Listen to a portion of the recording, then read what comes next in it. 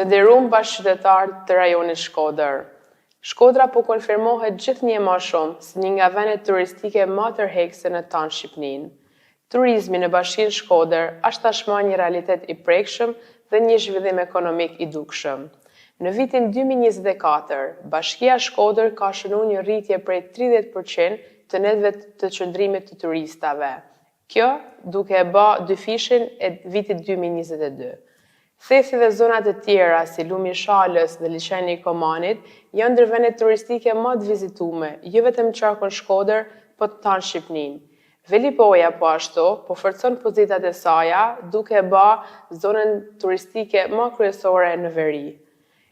Kjo rritje është rezultati një strategjie të mirë mendume, që përfshin investimet në infrastrukturë, promovim të qëndrueshëm dhe mbështetje të ekonomisë vendase.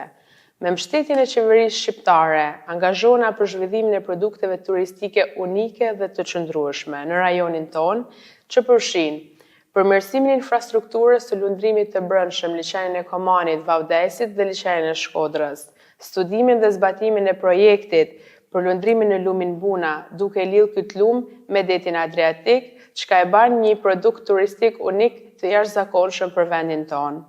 Ndërtimi një rrugë të dedikuar me biçikletash në gjatësinë e 87 kilometrave që lidh bregun e liçenit Shkodrës, Malsinë e Madhe, lumin Buna, Velipojën dhe Shnjinin, dhe krijimi një rrjeti muzeal për forcimin e trashëgimisë kulturore dhe zhvillimit të qëndrueshëm.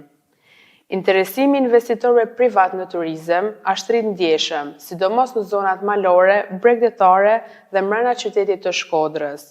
Kjo e nxitur nga paketa maleve, investimet publike dhe interesin në rritje që kanë vizitorët për këtë qark.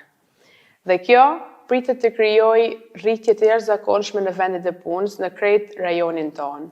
Prandaj, zgjedhja është shumë e dukshme dhe e qartë. Me 11 maj votoni numrin 5 për një Shkodër të zhvilluar dhe turistike.